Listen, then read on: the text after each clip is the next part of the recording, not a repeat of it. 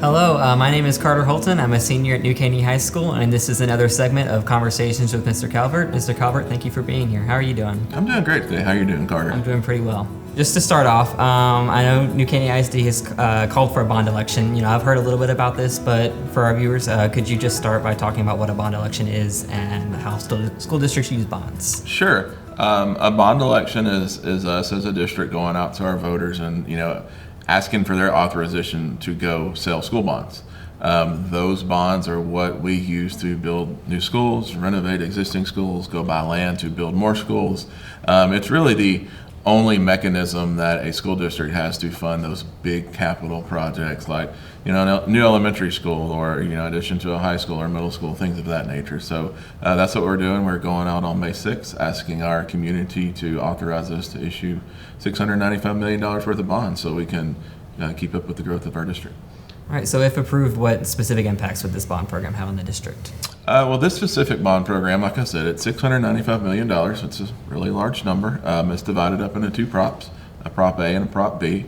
One of those, Prop A, is for instructional facilities. It's the larger of the two number. And then Prop B is for extracurricular facilities. The state makes us do that. As I mentioned, we are growing. This bond will add approximately 6,000 seats to our district. Right now we're like at 18,400 kids and change. So we add 6,000 seats to that. That gets us really close to the 25,000 number as projected by our demographers by 2031. So that is the main push for this bond. Again, it funds school construction, facility improvements, and land. And virtually every campus will see something come from this bond, whether that's a whole new wing, a whole new campus, card readers at the door, fresh coats of paint, new flooring. Somebody is going to get a little something out there. Every campus will get touched as a result of this bond. All right. So how was this bond project list developed? We had a bond steering committee that met 3 times, November, December, and January. And what we did is we presented a list of needs that the district has, as well as some, we call them wants, some needs that definitely address the growth. And so we presented those projects to that committee, and they fleshed it out. That committee was made primarily of parents, was the first group we asked to come, taxpayers. So we wanted to make sure those folks were well represented because it's their money, it's their schools, it's their kids. And so we wanted their input. And then, after that, they looked at that list and we had them run it through the filter of what's best for kids. Is this facility going to benefit the kids of New Caney ISD? And then we ran it through the filter of our district goals, student success, safety, and resources and community. And so we came up with a list of projects that they identified those needs, addressed the growth, and then they recommended it to our board of trustees, and they approved it, and here we go. All right, well, that sounds amazing, but one concern people have, and one that I've started to think about as I'm leaving school and becoming an adult, is how the bond election would impact property taxes. So could you just talk a little bit about the impact this bond would have? Sure.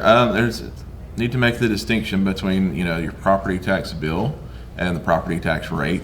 The property tax rate is what the district controls, and the property tax rate will not increase. Right now, we are at the 50-cent legal limit on the interest and sinking side of our equation with the 2 tax rates we had together, M&O and INS. And so the INS tax rate can't go up anymore. We are at that legal limit, so our tax rate will not be impacted. As a matter of fact, for the last 4 years in our district, our tax rate has gone down. So that's our overall total tax rate. So the INS side is at the legal limit, so the tax rate, it won't be impacted. The tax bill, I can't guarantee that because I don't control the other side of that equation. That is up to the appraisal district. Well, I know we've talked a lot about different aspects of bonds today, but if people have any more questions, where can they go to learn more? Our district website has everything they'd want to know and then some.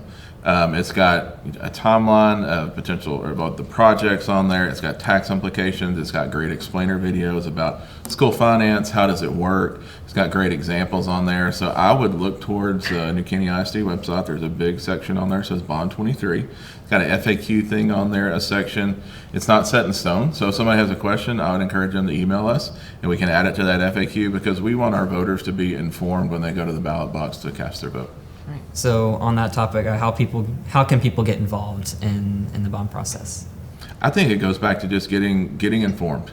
We want people to be educated about what these projects are, what they are going to do, what it may do to their tax rate, what it won't do to their tax rate, and just basically get educated on that. And then, of course, the ultimate way to participate is get out there and vote. Our early voting period is going to be in April. It ends April 24th with Election Day, May 6th. So that's what I would encourage people to do is let your voice be heard. Get educated on the information that's out there, and then when the time comes, go to the ballot box and cast your vote. I also would encourage people to make sure that they're eligible to vote. That deadline is April 6th, and so we need to make sure before they get to that ballot box that they are in fact registered in the right location, all that kind of stuff, because we have a lot of people moving to our area, and so they just need to double check that they're good to go come Election Day. Right. I really appreciate you talking about bonds. I'm glad to get your insight on some of that stuff. So just, as you said, we are at the home stretch of the year right now. So are there any community events that the school is putting out that families would like to know about? Sure. I would say, of course, all the fun things that come in spring, field trips, graduations, recognitions, banquets, all that kind of stuff, just those awards and celebrations. We work hard and we play hard and we recognize people. And so spring's a fun time of year. Our Education Foundation has their annual golf tournament. That's going to be on June 5th at the clubs of Keenwood. So a great opportunity for, people that may not be parents that are automatically plugged in with all those other events, for businesses to come see what's going on in our district, support the foundation as they support teachers through scholarships and stuff to continue their education. So it's a great opportunity for everyone to get involved with. Well, thank you so much for your time, Mr. Calvert. Thank you, Carter. And thank you for watching. This has been another segment of Conversations with Mr. Calvert, and we hope to see you again next time.